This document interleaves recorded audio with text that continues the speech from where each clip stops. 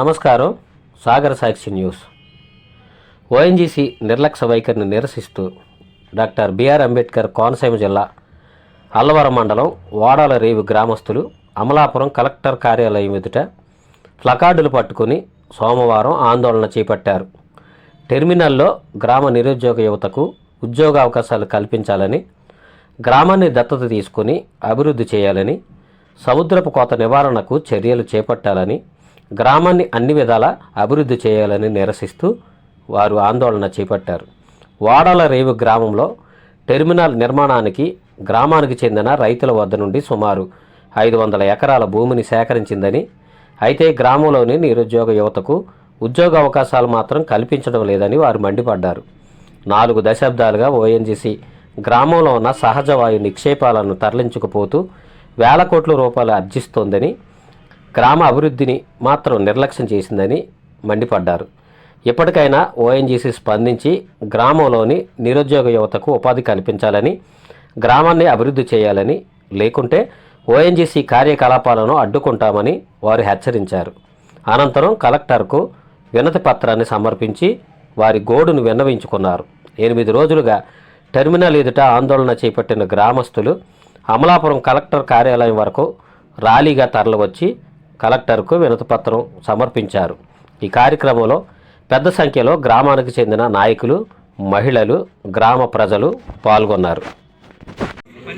మేము 7 రోజులుగా 8 రోజులుగా వాడలతో ఓఎన్జీసీ సైట్ వద్ద ధర్నా చేయడం జరుగుతుంది. ఎందుకు చేస్తున్నారు ఏంటనేటటువంటి పరిస్థితుల్లో ఓఎన్జీసీ వాళ్ళు వచ్చి అసలు మీ డిమాండ్స్ ఏంటి, మీరు ఎందుకు కూర్చున్నారు ఏంటి అని అడిగేటువంటి పరిస్థితి కూడా వేళ వాళ్ళ దగ్గర లేదు. మేము ఎందుకు చేస్తున్నాం అంటే వాడల గ్రామానికి అన్ని విధాలు అన్యాయం జరుగుతుంది. ఒక 40 సంవత్సరాలుగా సంస్థ ఉన్నా కానీ ఆ సంస్థకు సంబంధించిన డెవలప్మెంట్ ఏమీ జరగట్లేదు. సంస్థలో కాకుండా సంస్థ ప్రైవేట్గా కాంట్రాక్ట్ ఇచ్చేటువంటి కాంట్రాక్టుల దగ్గర ఇచ్చేటటువంటి చిన్న ఉద్యోగాలు కూడా గ్రామానికి కానీ మండలానికి కానీ ఇవ్వడంలో నిర్లక్ష్యం వహిస్తున్నారు. బయట ఎక్కడి నుంచి తీసుకొచ్చి వాళ్ళు పనులు చేసుకుంటున్నారు. వాటన్నిటి మీద కూడా మేము చర్చించాలి. ఓఎన్జీసీ నిర్ణయాధికారి ప్రతినిధులు వచ్చి కలెక్టర్ గారి సమక్షంలో, మా ప్రజాప్రతినిధుల సమక్షంలో మీటింగ్ పెట్టి మా సమస్యలు ఏంటో అడిగి మా న్యాయమైన కోరికలు తీర్చే వరకు కూడా ఉద్యమం కొనసాగుతుంది.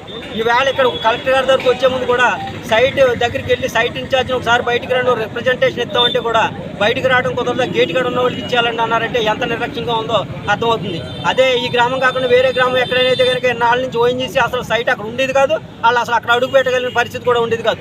ఎందుకంటే last 3 months back public hearing ఒకటి పెట్టారు. వాళ్ళు ఒక ప్రాజెక్ట్ డెవలప్మెంట్ విషయంలో 4,000 కోట్ల రూపాయలు సుమారు ప్రాజెక్ట్ డెవలప్మెంట్ చేసుకున్నారు. ఆ ప్రాజెక్ట్ విషయంలో పబ్లిక్ హియరింగ్ పెట్టినప్పుడు కూడా 5 మండలాలకి వేరు కలెక్టర్ ఆఫీసులకి వేరు పంచాయతీ ఆఫీసులకి అన్నిటికీ సమాచారం ఇచ్చి మా వాడల గ్రామ పంచాయతీకి ఈవెన్ సమాచారం కార్యనిర్వాహక సారాంశాన్ని కూడా పంపించలేదు. నేను ఆ పేపర్ స్టేట్మెంట్ చూసి ఆ సంబంధిత అధికారికి ఫోన్ చేసి వార్నింగ్ ఇచ్చే వరకు కూడా మాకు సమాచారం కూడా ఇవ్వలేదు. అంటే మా గ్రామానికి అన్ని విషయాలు అన్యాయం జరుగుతుంది. వీటన్నిటి మీద కూడా అధికారి వారు కావచ్చు, మా ప్రజాప్రతినిధులు కావచ్చు స్పందించి ఓఎన్జీసీ నిర్ణయాధికార ప్రతినిధులు తీసుకొచ్చి సమావేశం ఏర్పాటు చేసి మేము ఏవైతే డిమాండ్స్ పెడతామో అందులో ఎన్ని పాసిబిలిటీ ఉంటాయో ఎన్ని పాసిబిలిటీ ఉండదో వాటిని ఆలోచించి ఏ టైంలో చేయగలరో, మా గ్రామాన్ని దత్తత తీసుకోగలరో లేదా, మా గ్రామానికి సిఎస్ఆర్ సంవత్సరానికి ఎంత ఖర్చు పెడతారో, మా గ్రామంలో మేము కోరుకున్నటువంటి కోరికలు ఎన్ని నెరవేరుతాయి ఎన్ని నెరవేరో ఒక స్పష్టమైనటువంటి హామీ రిటర్న్గా ఇచ్చే వరకు కూడా అక్కడ ఉద్యమం కొనసాగుతుంది. ఇదే విషయాన్ని వేళ మేము కలెక్టర్ గారి దృష్టికి తీసుకురావాలి కాబట్టి తీసుకొచ్చి మా గ్రామానికి ఓఎన్జీసీ వారికి వారధిగా ఉండి జిల్లాకి ముఖ్య ప్రతినిధి, జిల్లాకు జడ్జి లాంటి వారు మాకు న్యాయం చేయవలసిన కలెక్టర్ గారే కాబట్టి వారికి రిప్రజెంటేషన్ ఇచ్చి తెలియజేయాలనే ఉద్దేశంలో ఇక్కడికి రావడం జరిగింది. సిఎస్ఆర్ ఎలా ఖర్చు పెడుతున్నారో ప్రైవేట్ ఆయిల్ కంపెనీలు ఉన్న ఏరియాల్లో ఒక్కో ఏరియాలోనూ 6 కోట్లు 7 కోట్లు అలాగా సంవత్సరానికి ఇవ్వడం అనేది ఒక కమిట్మెంట్ జరుగుతుంది. అలాంటిది ఒక కమిట్మెంట్ మాకు సంవత్సరానికి ఎంత ఇస్తారు సిఎస్ఆర్, అసలు మొత్తం ఎంత ఖర్చు పెడుతున్నారు, అందులో ఎంత పాయింట్ మా గ్రామానికి ఇస్తారు, ఎంత మండలానికి ఇస్తారు, ఎంత బయట ఖర్చు పెడతారు ఇంకో స్పష్టత కావాలి. ఇన్నాళ్ళ నుంచి ఆ స్పష్టత లేదు. అలాగే లోకల్లో యువతకి నిరుద్యోగులకి న్యాయం చేయాలి. అలాగే 400 ఎకరం సుమారు మా భూభాగంలో వాళ్ళ కార్యక్రమాలు నిర్వర్తిస్తున్నారు. అక్కడ జీవనోపాధి కోల్పోయినటువంటి వాళ్ళు ఉన్నారు. వాళ్ళకి మీరు చేయగల న్యాయం ఏమైనా ఉందా లేదా దాని మీద స్పష్టత కావాలి. అలాగే సంస్థ తీరం సముద్ర కోతకు గురైంది. దానికి కారణం కూడా ఓఎన్జీసీ అని మేము నమ్ముతున్నాం. ఎందుకంటే వాళ్ళు డ్రిల్లింగ్ చేసి ఆయిల్ అయ్యి తీయటం వల్ల సముద్ర కోతకు గురై 2 కిలోమీటర్లు సుమారు ఊళ్ళోకి వచ్చేసింది. దాని మీద వీళ్ళు తీసుకున్న చర్యలు ఏంటి, జియో ట్యూబ్ టెక్నాలజీ తోటి ఏదో కట్టెత్తాం గ్రోయింగ్ చేస్తాం అన్నారు. అది ఎప్పుడు అవుతుందా అవదా, ఇలాంటి అన్ని విషయాల మీద స్పష్టత కావాలి. వీటన్నిటి కోసం కూడా ఈ ఉద్యమం స్టార్ట్ చేయడం జరిగింది. వీటన్నిటి మీద స్పష్టమైనటువంటి హామీ రాతపూర్వకంగా ఇచ్చే వరకు కూడా ఇది కొనసాగుతుందని చెప్పేసి తెలియజేస్తున్నాం. 8 రోజులుగా ఇవాళ 8వ రోజు అండి. 5,25,00,000 రూపాయలు ఫైన్ వేసింది. ఎన్జిటి చెప్పినటువంటి విషయం ఏంటంటే ఏ ఏరియా అయితే ఎఫెక్ట్ అయిందో ఆ ఏరియాలో ఖర్చు పెట్టమని చెప్పింది.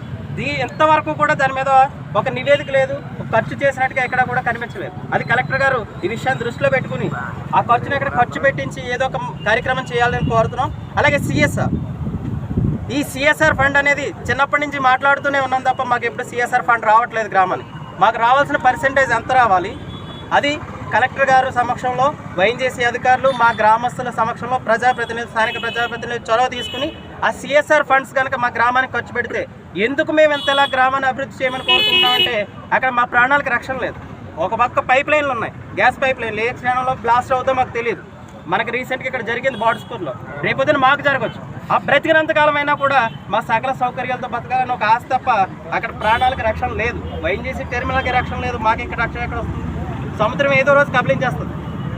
ఒక పక్క నుంచి వచ్చి రీసెంట్గా చూసారు, మీడియా మిత్రులు కూడా ఆ విషయాన్ని చూసారు, టెర్మినల్ లోపలికి వాటర్ వచ్చింది.